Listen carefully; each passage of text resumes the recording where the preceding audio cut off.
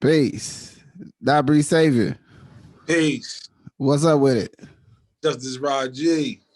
It's the triumphant return of the Holla. Nabri Savior. My man. It's been months. You know what I'm saying? I was Indeed. like, whoa. But how are you, man? How you been? I'm fairly well, God. I had some losses in the family, significant to me, and I'm gonna add on with some of those and some other ciphers. I ain't gonna dig too deep in them here, but so I had to travel the land, traveling under the COVID conditions.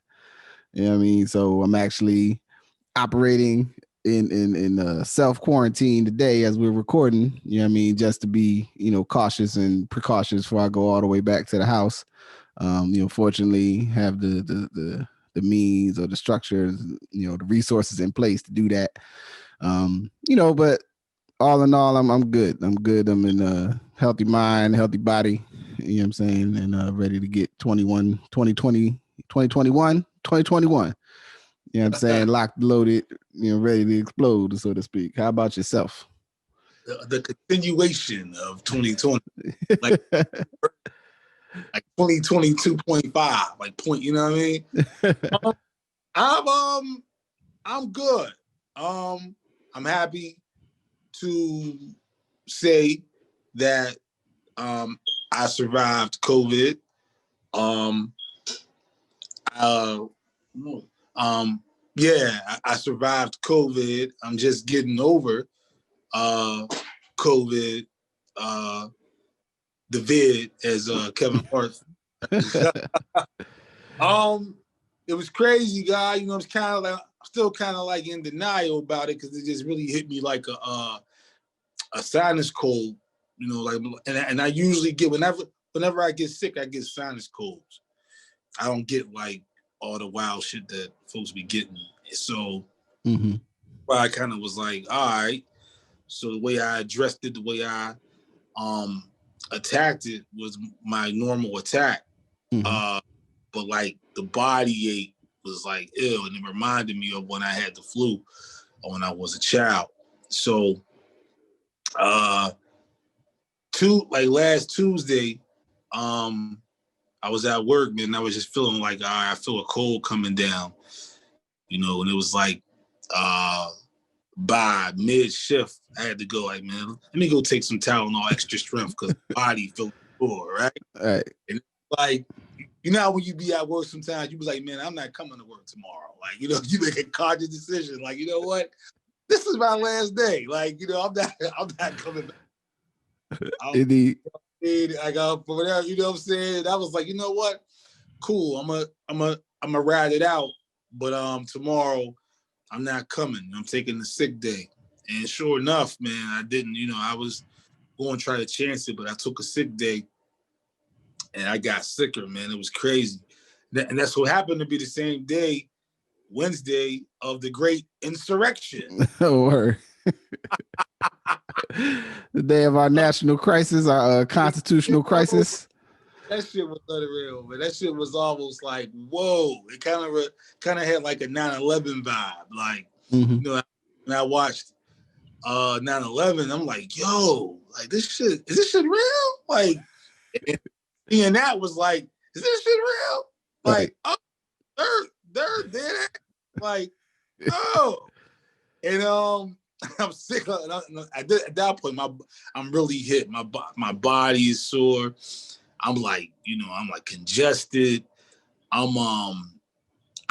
was like in some bad shape. But I was doing the knowledge, like seeing like, yo, man, what's going on here?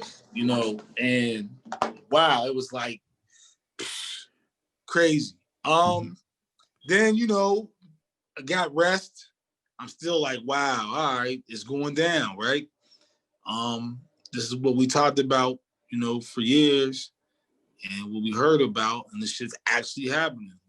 Like the revolution will be televised, right? And so I got rest. The next day, so the news was just all that, man. It was all about the insurrection. And it was kind of dope seeing like Republicans are seeing like, pretty much white America just like upset. Like, what the fuck y'all doing? Some people like, what we might have discussed, off the radar. We wasn't 100%, we wasn't saying for you to actually go do the shit, but y'all to go do the shit. And it's like, I was wilding. Yeah, well, it's like, God, it's the thing of like, it's like someone at a night event, a night spot maybe, and they ratchet up some tough talk or some. So what you want to do? And then it'd be like, and then the person be like, well, what's up then? And then they'd be like, oh damn, I thought I would say what you gonna do, and then you'd be like, come on man, let's chill. like you would back down, but they was like, nah, yeah, let's storm the Capitol, let's do it. Like, you know what I'm saying? Like they just kept going. It's crazy. Yeah. Like they went in, like they was going in. Like I was just like, wow, man. Just months ago, Black Lives Matter were having their protests, and even the threat of, pursuance like how what happened with this insurrection, man, it was just rubber bullets, it was pepper spray, it was mace, it was restraint, and there was like no restraint at the Capitol. There was no restraint. Like, where's the police at? Where's the respect? Like, there was none. So we've seen a whole different level of entitlement. Once again, from folks who you might hear talk about it, but they actually went about it. There wasn't too many trays in the car, like referencing Boys in the Hood. When Trey, right, let me out. Yo, let me out, dope boy. You know what I'm saying? Yo, let me out. I'm sure though, you know what I'm saying? I imagine there's more videos and accounts of that day come down the pipe. You know what I'm saying? I'm sure there'll be somebody that writes the like, I really was into the movement and I thought it was about, you know what I mean? This, you know what I'm saying, as was joked in a couple spaces, on the Twitters and various places, like the person who didn't go in the building, but they was there and they were disillusioned at what they were seeing. And like, I didn't know this is what my peers were saying. I was just talking about, I was just looking for identity and blah, blah, blah. Yeah, I mean, whatever. Like, I'm sure we're going to get a couple of them, you know what I'm saying, in the next, it's probably going to take a little longer because it's looking like that this didn't break the way some of them people thought it was going to break in terms of the national attitude. And I mean, I would say, I don't think the displays of wanton disrespect for the Republic are over. Yeah, I mean, I think that unfortunately we're probably gonna have some other crazy acts, but I think the idea that really these folks were going to continue to operate and say these, really wild things, you know what I'm saying, in public spaces. It wasn't even like they was hiding it really like that. Like they was going on different social media networks, like, yeah, we're gonna do it like this, and we're gonna let them know what time it is, and all types of just big talk. And some people was like, oh, well, they're just big, they're just big talk. They're not serious about it. And my thing is like, I mean, how many times somebody gonna give you big talk before you go, well, maybe they is gonna try. Yeah, maybe they are gonna try. Like, so, man, well, I'm glad that you, I mean, it sounds like you on the other side of it, at least at the moment, as far as the COVID go. Yeah, I am. I'm good now. Yeah, I'm good now. Pretty much quarantine, week. Well, for the 10 days you're out of the clear. You know what I'm saying? Last 4 days you're pretty much smooth sailing. It's downhill, but I guess legally they want you to, quarantine for 10 days, or at least till you feel better, and at least until you have no more symptoms. Yeah. I still have the no smell and no taste. However, that's going to be a while before that goes away, they say, before my smell and taste comes back. And that's weird because it didn't like there's no warning signs of losing your smell and taste. One day you taste everything, and then like next day, it's gradually, it's like, wow, I'm eating something that's real spicy, like Indian food, and you can't taste it. Like, oh, you know what I'm saying? Right. How spicy do you want it? And you be like mild, but I'm sure level 6, and it wasn't hitting me. It was like, you take a shower, you like using mad soap because you're like, man, I can't smell. Like, am I clean? You can almost use a whole bar of soap. You like something wrong? What's wrong with this soap? I just got this soap. How this soap though? Right. I was like, damn, good in there. And it's like, and you put some cologne on, and it's like you might spray the whole fucking bottle on you, G, because it's like, can't smell. But yeah, man, I'm happy to be on the other side of it. So, hey, more on a positive note, what we didn't discuss and is long overdue is the push-up challenge. Yes. You and I have been doing this push-up challenge for like 3 years, man. Yeah, I think so. It doesn't seem like it, but it's been 3 years. Or actually, I'll say I've been connected to push-up challenges for 3 years. I think you and my challenge is like 2.5 years strong, so I'm gonna wrap it all up into 3. Word. Well, if we continue, no, we're definitely going to continue. At least I intend to continue. But could you? Because I often get asked, so those that don't know, or maybe don't see, on our, I guess, collective individual, Instagram, social media, we do a set of push-ups. You know what I'm saying? And right. We share and we let the other person know, that we completed our set. And but the question I always get for people, I mean, first these people are like, oh, so it's like, is it like how many a day, or like, are y'all doing, because there's all these different push-up challenges sort of floating around, like, do 10 a day, then 5 more, then, up to doing, 1 million or whatever push-ups, and all these different reasons. But for you, or if you could, guy, could you just share, what's part of your motivation, for why, or as you recall, like us starting to do this together? Word, peace. Yeah, we did it because to basically display accountability, responsibility, discipline, and consistency amongst us Black men, within the Black community.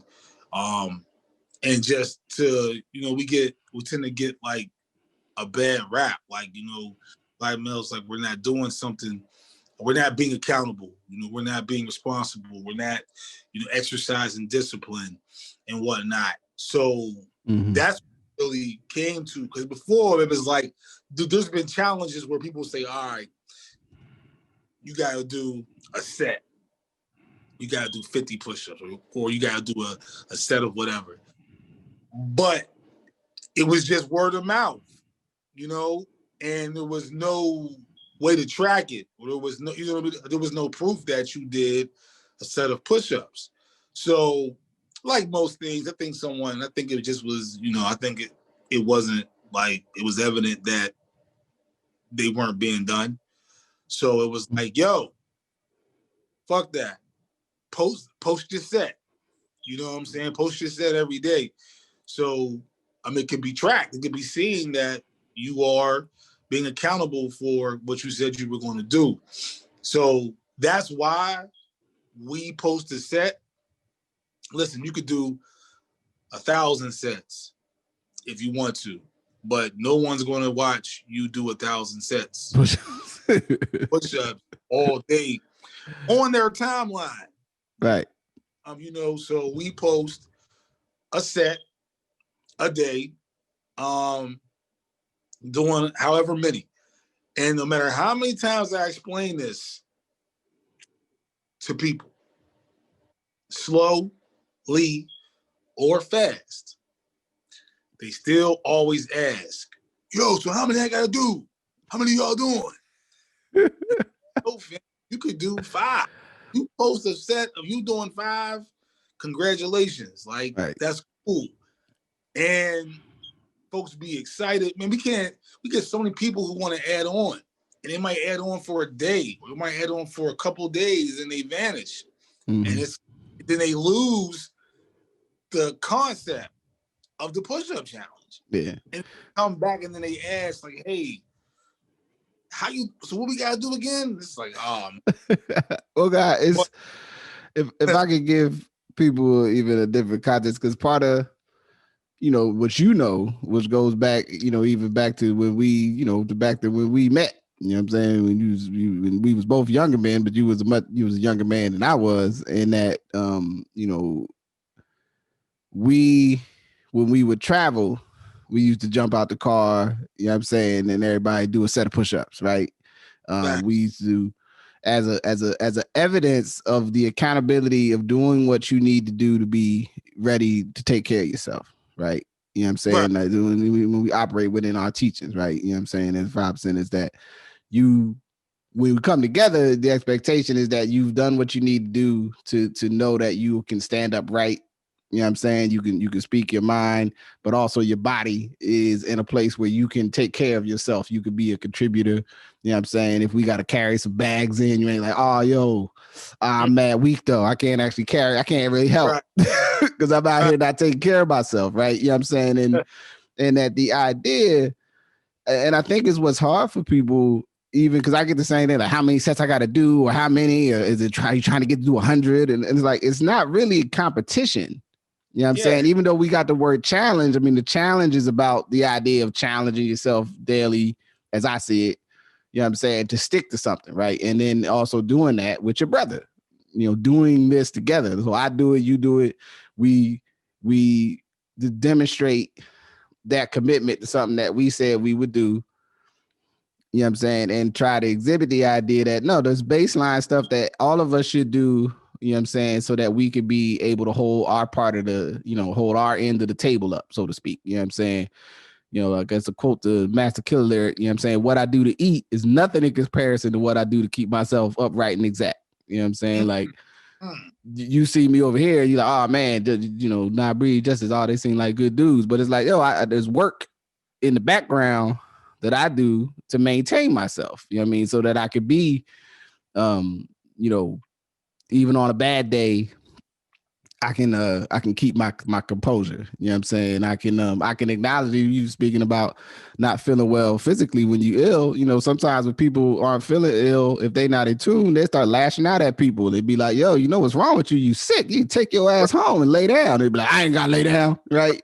Yeah, I'm sure you seen that where it'd be like, yo, you are sick. Can you go home and lay down, please? And stop lashing out at us. Right. And so when I think about the challenge, it's like, and I hope people understand this, it's about the commitment to consistently doing what we need to do to take care of ourselves. And that then we are holding a level of accountability and concern for each other. And then my hope is other people will go, yeah, like they see us doing a set, they be like, yo, I ain't do no push-ups today. Let me bust out a set real quick. Let me get my, if 5 is what you got, do a hard 5, brother. Sis, but bang out 10. And do that every day. Because that's better than I did 100 today, and then you blew a muscle, you pulled a muscle in your back, and you don't do a push-up for 2 weeks or 3 weks or some shit. And that normally happens, or something weird like that happens. I've even had a guy add on with us and have to stop doing the push-up challenge because of the attention that he was getting. Brother, I'm not gonna say his name. Good brother, man, but he was definitely excited adding on with us. And he in his work uniform, busting. And I'm like, yo, man, what happened? And I seen him, and I seen he went off the radar. Mm-hmm. And what happened to him was that he was getting inboxes. he was getting messages from women who were like, "Ooh, push-ups turn me on," or "Ooh, push-ups." It's a true story because this always happens to me. I always get.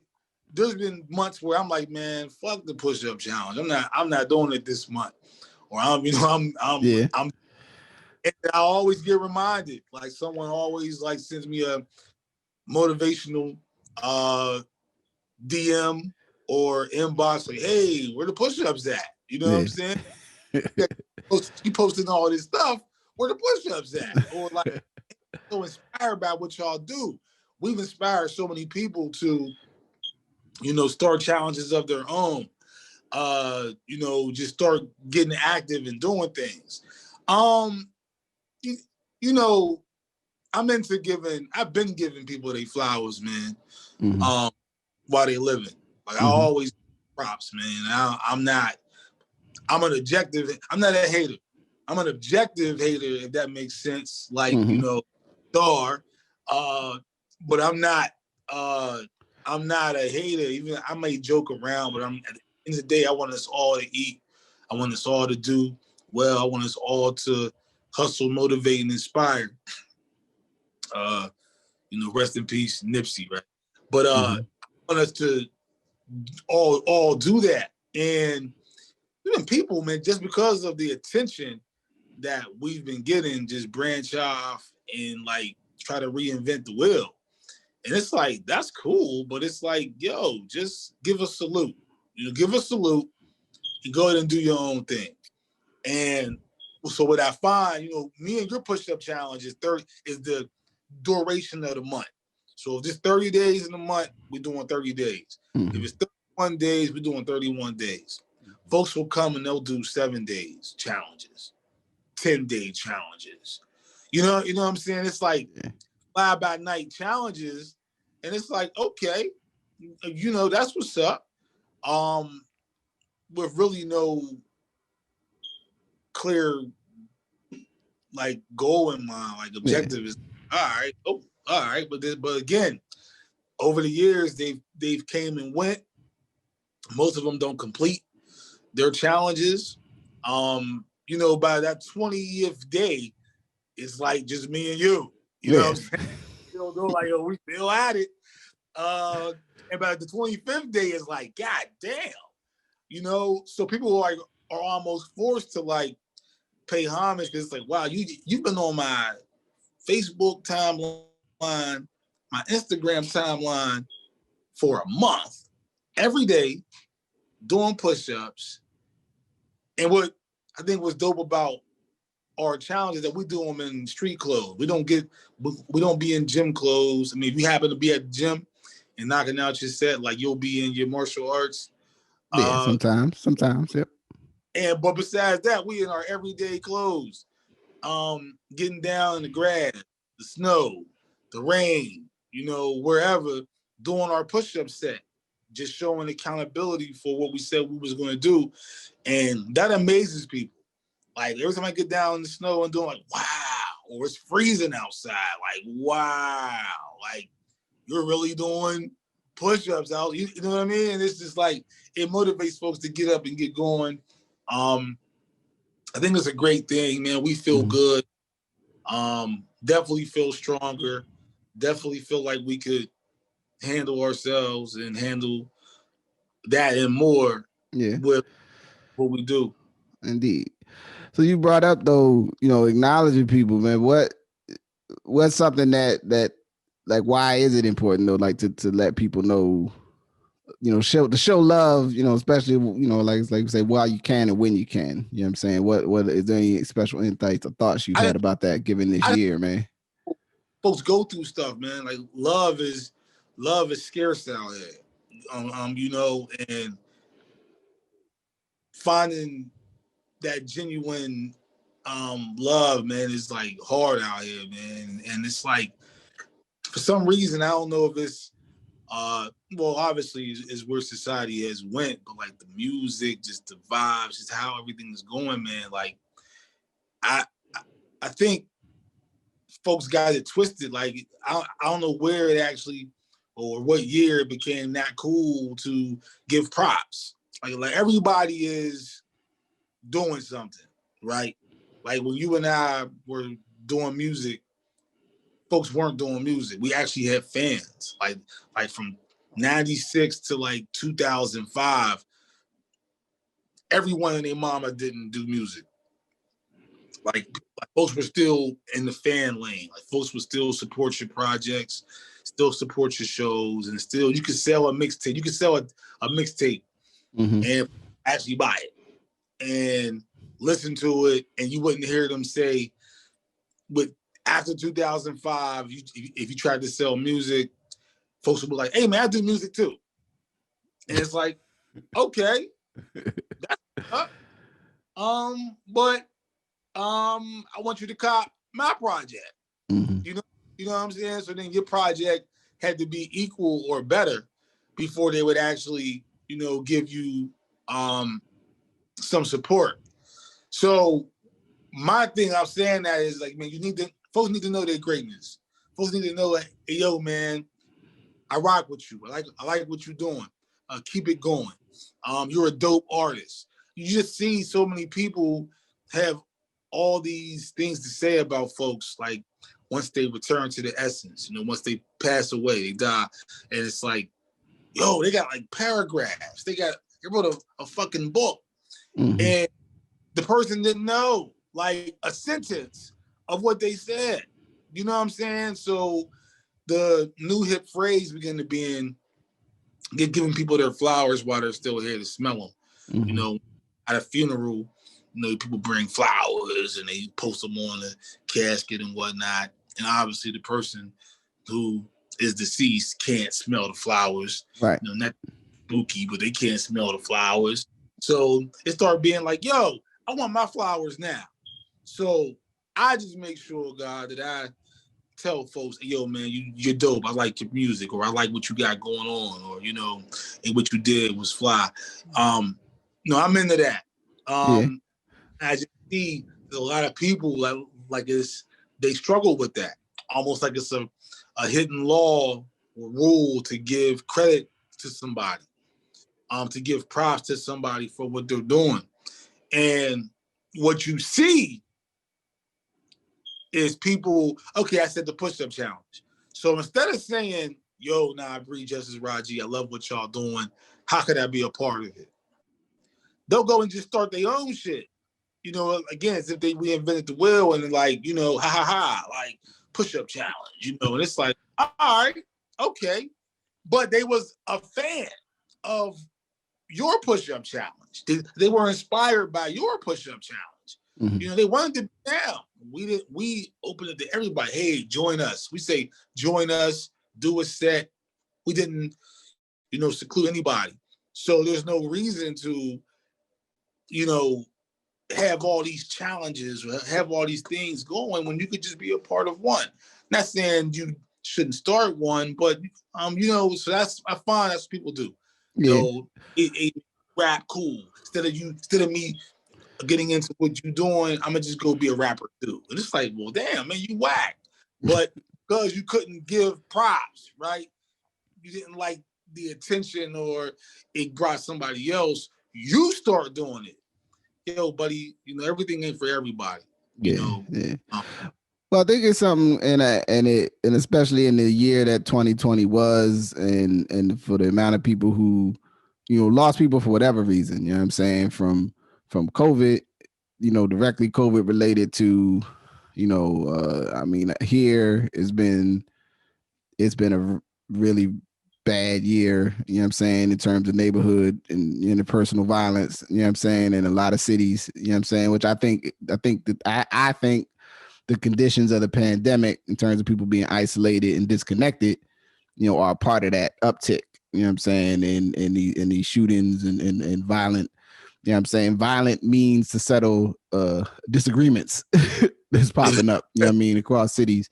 And it's something too, just to bring it home for a minute, like I said, on my most recent travel, I was home in New Jersey for my grandfather's funeral.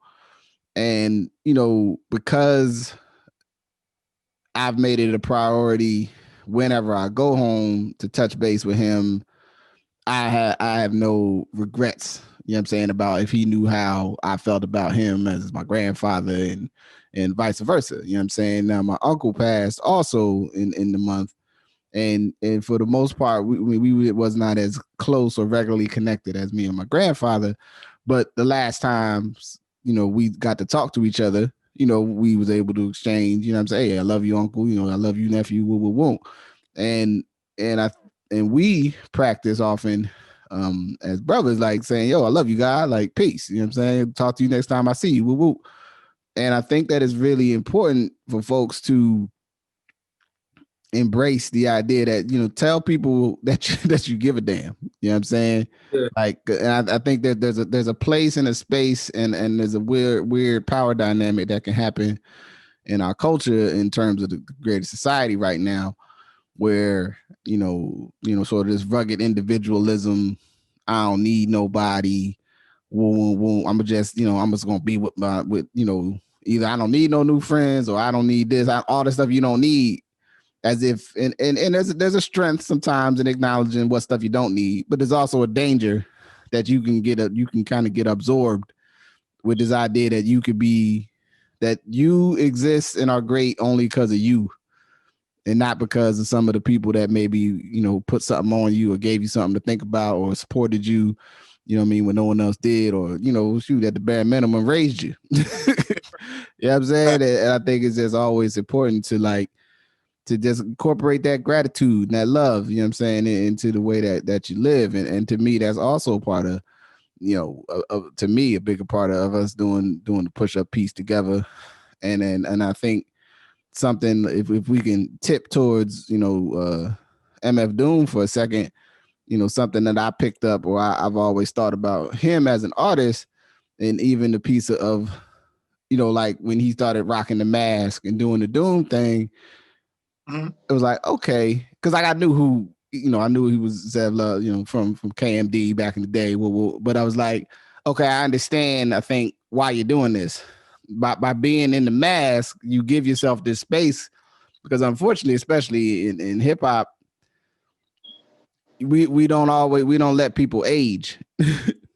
Like we let people got to be the person that they was, and then we act like like they've been extinguished. You know what I'm saying? And then there's a degree of creative license that you can't have when they're like, oh, you need to do. I need you to be the person I think you are, and it's like by creating this other space, it's like you could be who you are, but you can also make this rhythm where sometimes you can just let your lyrics do the talking. Like you don't have to do no damn explanation. That's what I loved about his work as an artist, and even the way we all became aware, and much love, respect to his family. I'm assuming the brother got had kids and he did that love him and all of that. You know what I'm saying? Like, yo, man, I hope that they're well. But he definitely did the most MF Doomish way of letting the world know he wasn't with us. But I like to think about it also. He gave his family time to deal with him leaving the world to themselves, right? And then the rest of us, because I don't know how I would feel if I was, if someone that was very personal to you was grieving, and then suddenly, like going back to the start of the year when Kobe and his daughter returned, like, yeah, I mean, that had to be extra hard for his other daughter and his wife to have the whole world like, oh, we care so much. And it's like, yeah, but also, man, I'm grieving. Like, I don't really want to talk to y'all. You know what I'm saying? I imagine at some point, and much love to them, like I could imagine them being like, yo, I dig that y'all love my husband and my daughter, but I already know y'all people. Like, he's back. And I think that's just something I was thinking about, guy. What you think about that with Doom?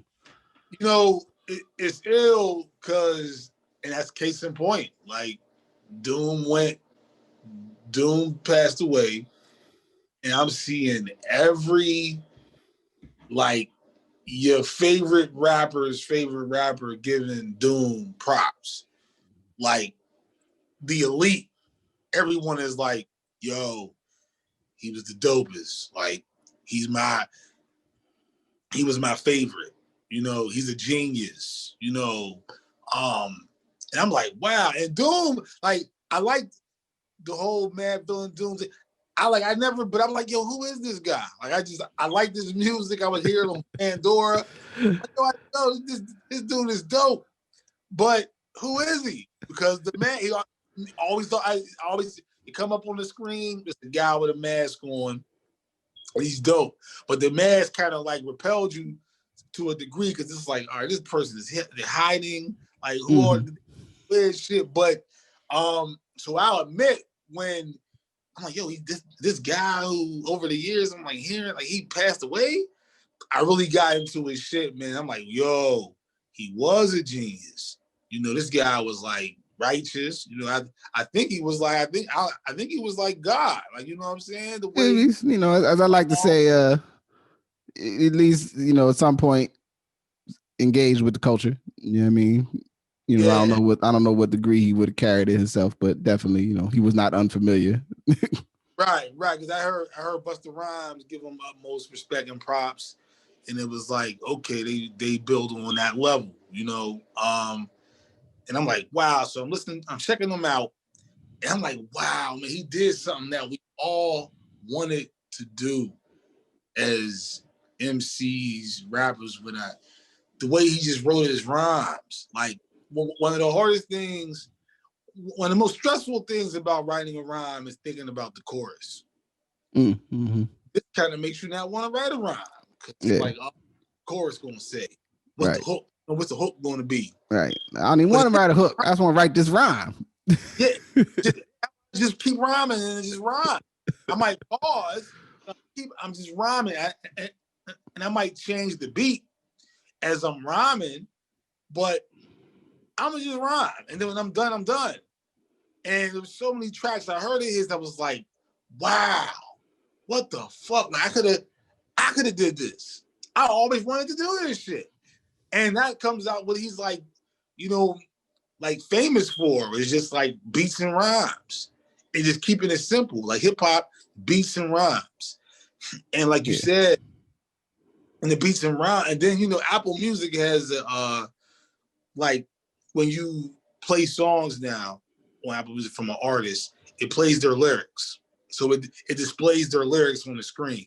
Oh, okay. So when I play his music and I'm like reading the lyrics, reading the rhymes, I'm like, wow, he has so many fucking bars and punchlines that was just like smooth. It was just so subtle, like, yo, wow. You know, so yeah, so I appreciate him more. I mean, I'm sad that I wasn't able to give him all his roses and flowers when he was alive, but I respected him. But now it's more like, wow.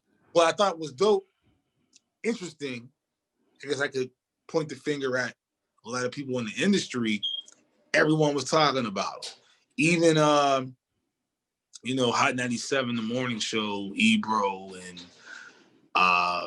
you know, they were saying how they like his music wasn't on the mainstream radio, and their thing was like, well, we love Doom, but we couldn't play Doom because people these days will be like, what the fuck is this? Or you know, it wasn't appreciated as much as they did, or those were diehard underground hip hop fans would. And I'm like, yeah, but as much as y'all giving them the praise, man, like, you know, I guess Rosenberg claimed that on his Sunday show, pardon me, he's played Doom, and he may have, but it's like, yo, for the amount of respect and the amount of how everybody was hurt, you know, he should have got more of a platform. Well, the thing it makes me think about is like, it's one thing like you say that, then it's like, are you sure you couldn't have played a little bit more Doom though? Like, are you sure? Because like it's like, you know, and it's the weird thing, and I like to think about this. You know, I would say in terms of someone in the last 2 years that is constantly like with the Roots and the Black Thoughts arc, right? Where even though the Roots have had song, and Thought has had songs, and even now Thought has songs, that people play on the radio. I think I don't actually listen to the radio very much, so I don't know what the hell they play on the radio. Yeah. I still know most of the time what they don't play, right? You know what I'm saying? But I don't totally know what they do play. Yeah, I mean, but even if you think of artists like Conway the Machine, the West Side Gun and them, Benny the Butcher, that crew, Royce the 5'9", folks who have, like, we sort of got this thing now, I think, because of where the medium and the access has moved. Some of those artists who some of us have known about their work back to the early 2000s, the same arc in time as Doom, that I guess now, like, there's a broader mainstream appeal for those artists. But I remember when those artists were like, yeah, they don't play their records on no Hot 97s and no, top 100 station nowhere in America. You know what I'm saying? But it does beg the question, is like, are you sure you can't play some of these songs sometimes? You know what I mean? Because maybe you could. They dedicate like bits to like speaking about Doom for like, whenever you speak more like 5 minutes and up, there could have been a way you played some fucking Doom. You might be able to throw a couple of them joints on. You know what I'm saying? Yeah. Like, yeah. I could, maybe that's what I should do, to put with this when we release it, a playlist of some songs. Like, I think you could have put these on the radio. I think you could have did it. You know what I mean?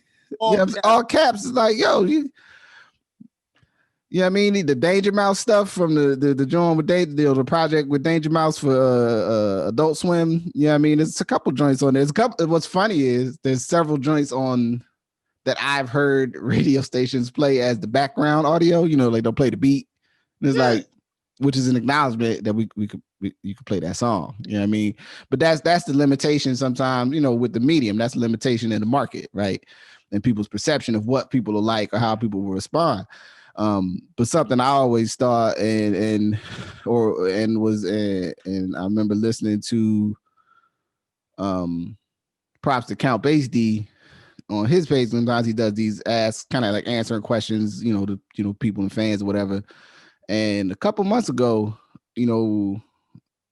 someone asking about Doom, like working with Doom and the Mask, and because I think for a time he DJ'd for Doom and also like produced music, made music with him, and he was part of the thing he mentioned, and if I misrepresent it, may the brother let me know, you know what I mean, but that part of Doom's understanding with the Mask was as much about him being able to do what he wanted as an artist, is also that even the people who like your music, they like your music, but they may or may not totally like you.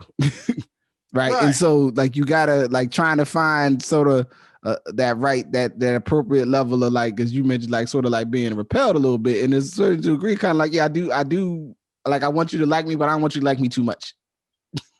Right. I mean, because there's something with that, because we've seen it before with famous entertainers, like where they go, like they be cool, and then it's like, man, what are they doing? Like, where are they going? Right? Because that fame, you know what I'm saying, and that want to be continually in the you like me, you like me, you like me, I think is a very powerful human. I think it's one of the most powerful human drugs. You know what I'm saying? And that sense of power, and then you can start trying to do stuff just to keep that feeling.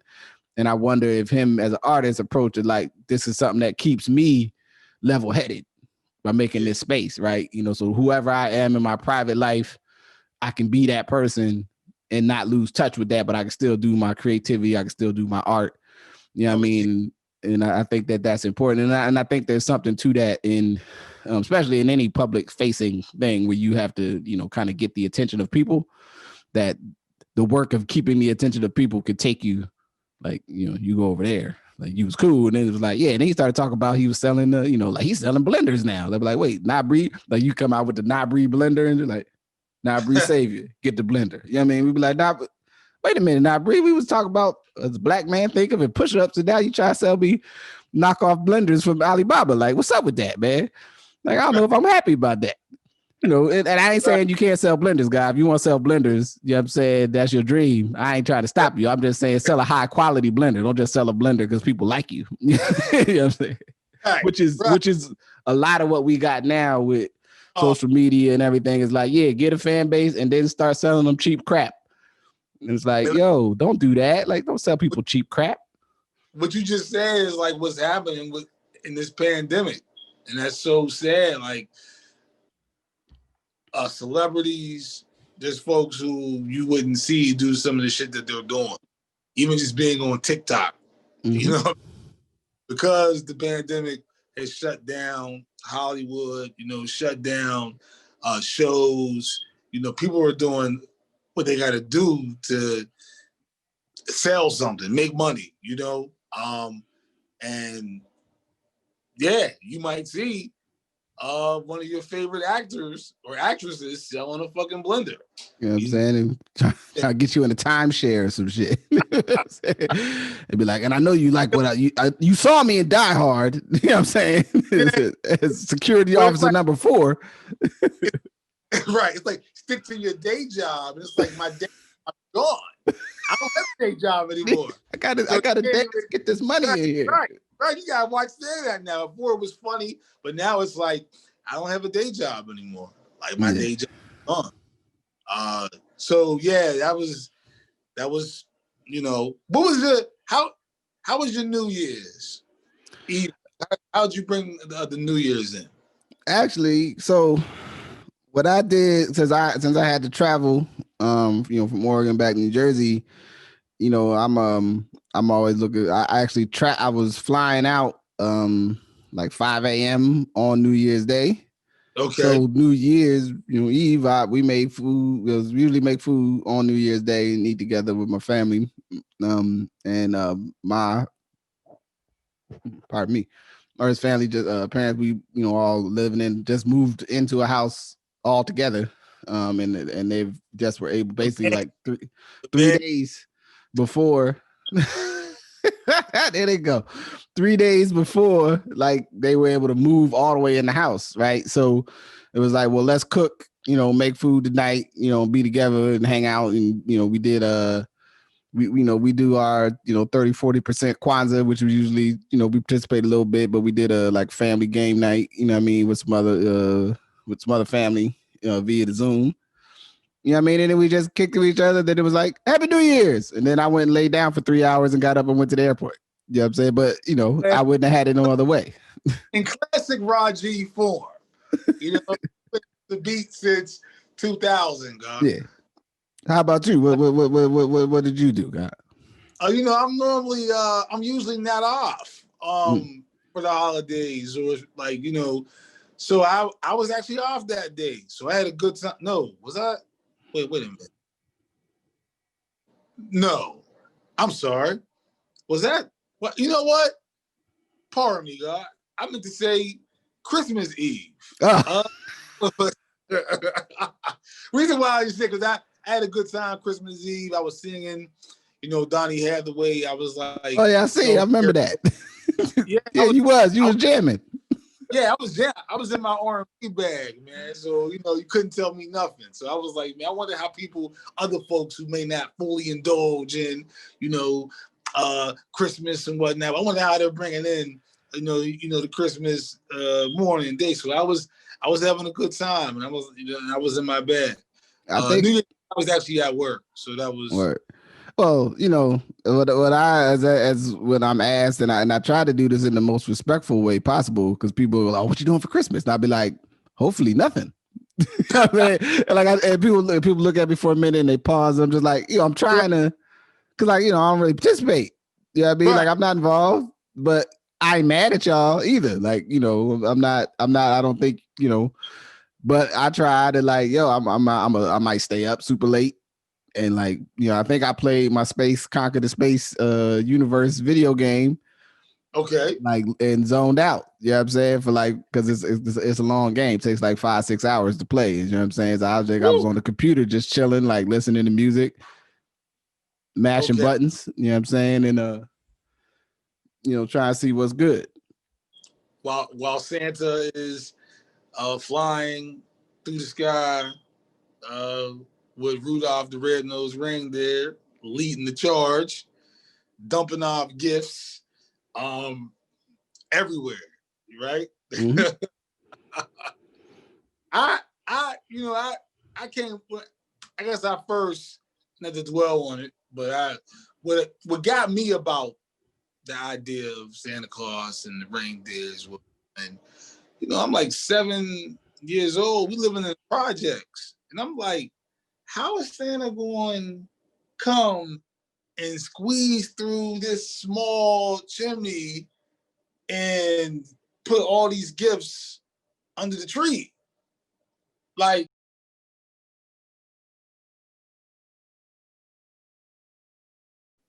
get the record going, and then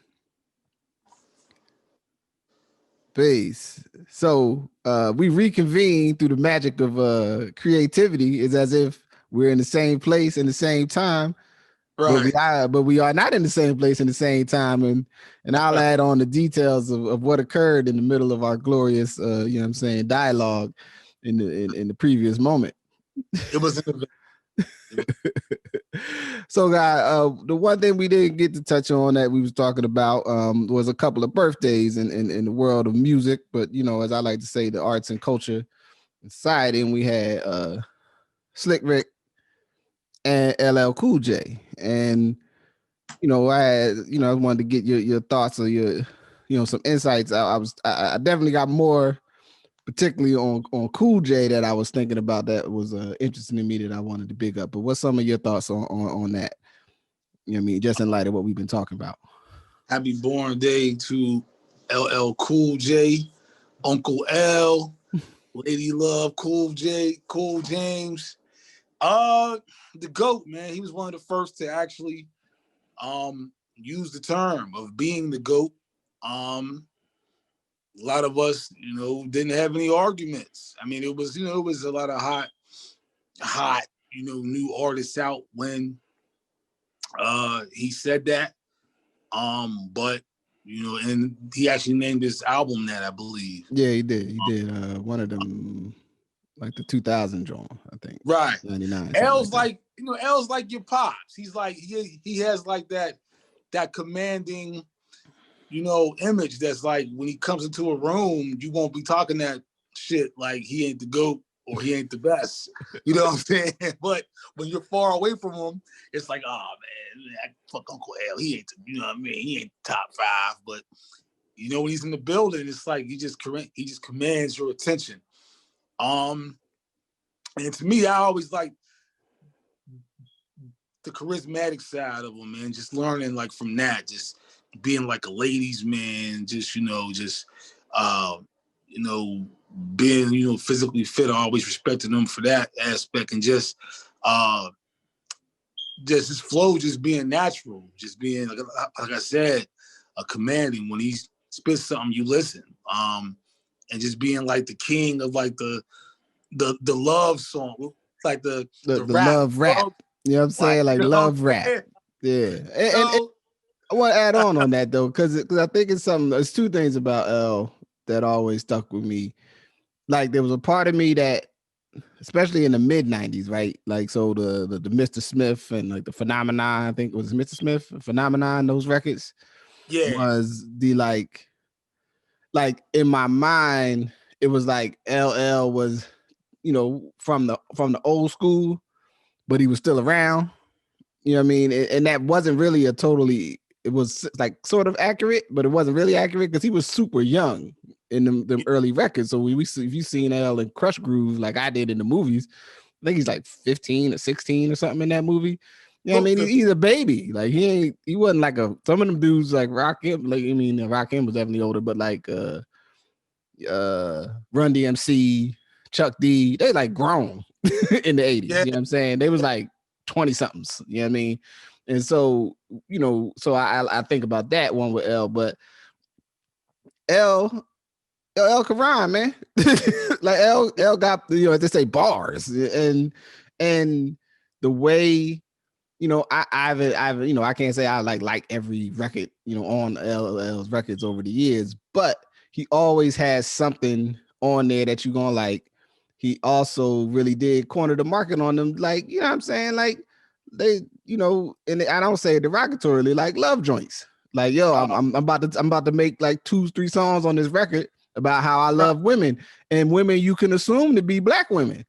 Yeah, You know what I'm saying, and really making songs about our women in a genre. Now some people, sorry, the sex concepts within there. Some people may or may not always feel are positive, but largely his perspective was like, yo, like he literally made a song called "I Need a Girl from Round the Way." Like I need women from where I'm from. I don't want women from somewhere other place. I want them from where I'm from. Right. I want them that's like they do the stuff I'm familiar with. Like they from the same blocks I'm from, right? Which I think is an enduring is a message that I think, especially now, because it seems, it's all in vogue to talk about, dubious origin women now. At least, that's what comes out sometimes with some of the young rappers. Like we don't really know where she from. It's like, well, that's that. I don't know if that's cool, bro. Like, right. You know what I mean? Right. I mean, I ain't saying it's bad, but I don't know if it's cool.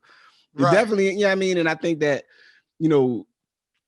and as everything with multiple artists out of the early days of hip hop, the number of artists that have shown us sort of the full level of the other talents they had, the other skills, and where they could apply their creativity. You know what I'm saying? In terms of, he's been on the damn action show on CBS for like a decade or something. You know what I mean? Like, whether someone think that's good or bad, it speaks to, when someone has creative skill and a way of creative expression. And this would be a lesson to a lot of our young people. Like, you might be pretty good at rapping, but you might find out you better at something else. You know what I mean? And don't be limited. Don't put yourself in a box. You know what I mean? So, props to him, for me. And that was my thought on the brother L. Yeah, that's peace. Around the Way Girl is timeless. Yeah. Like you could hear it. It sounds so good in the summertime, but it's like one of those songs that's like, wow, like you'll always stop and listen to it and reminisce about, and it kind of gets you back on your square. Like you said, like I needed Around the Way Girl. Like even the video was dope. Yeah. When you had all these models coming through, and it was like, no, I need a Tiffany. I need a Tamika. I need a Tanya. You from around the way, baby. You know what I'm looking for? Bamboo earrings, at least 2 pairs. You know what I'm saying? I think that hell, he has the same wife, man, since the beginning, and like black woman, man. You gotta salute Uncle L for that. Yeah. And then I think I would add too is I always appreciate, like, even though at the time I guess that turned into a whole thing, but L is with the like, yo, if I'm gonna be on the track, I'm gonna try to have the best verse on the track. Oh, you know what I'm saying? Which I think is a value that's an essential hip hop value. Like, even though I love you my man's, but if I jump back into the rap game, we said we was gonna make a song together, I want to have the best verse, and I hope you want to have the best verse. And we'll let the people decide. Like, we ain't got to fight about it, but I'm saying I'm gonna come with my best work. Like, I don't be able to like, I'm gonna just sort of like throw something together so that Nabri can shine. I'm like, nah, man, Nabri gonna shine because he Nabri. He gonna figure that out. I need to come with my best work though. Don't come in here with no garbage time. And I think like the idea of that as a, even tying back to what we was talking about with the push-up challenge, that doing your best is not necessarily about me and you competing. You know what I mean? But it's about our level. You know what I'm saying? And I think that that's an important thing to take. Like, man, do the best thing you could do, man. Don't come out here with no halftime, poop butt stuff. Yeah. And that's a positive message, man, to, go into 2021 with. Just try to keep putting your best foot forward. Keep pushing, man. I think that's gonna be my motto, from now until, man. Just keep on pushing. Indeed. Even when I had, COVID, I still was trying to bust out some push-ups. You know what I mean? Just to see, okay, that's it. I could bust out some push-ups. Get a set in. So something's wrong when you can't. You try something and you can't do it at all. But nah, man, keep on pushing, man. And we have a lot of examples of people who've been through a lot, man, and he's still going. Yeah, man. Salute to LL. Salute to Slick Rick the Ruler. There's no man cooler. Oh, yeah, absolutely. You want to just go put on 50 chains, cop some Wallaby Clarks and wear a patch over your eye and have that accent he has, man. What's that, British? Yeah. Or Yeah. as sure it's like, yo, yeah, man. Well, as to say with the ruler, for the few people on Earth who can maintain the ability to be themselves and always seem to be like just a step ahead, style wise, or how they doing it, just and in that pocket, and then the musical contributions we won't, you know what I mean. But it's like you can't tell the story without talking about the ruler. You know what I'm saying? He's in there. You Right. can't tell the story of the music and of the culture. So props and much love to him. Other than that, guy, we gonna say something for later. You know what I mean? Because we're gonna make it greater. And anything you want to say just to close us out? Hey man, yeah, my battery's dying anyway. No, just stay tuned. For more. Thank you to everybody who tuned in to us. You know, you know, as a black man thinketh, as Nabri thinketh, co-host Justice, Rajee, Ask Your Oldhead Podcast, the Good Brothers Podcast. I look forward to, presenting y'all with more content, and we're gonna talk about everything, man. We're gonna just, uplift and enlighten each other, and we're going, kick some of the bullshit, and we also going, try and make sense of some of the bullshit if we can. And yeah, everybody just keep it pushing, man. All right. And with that, we say peace. Peace.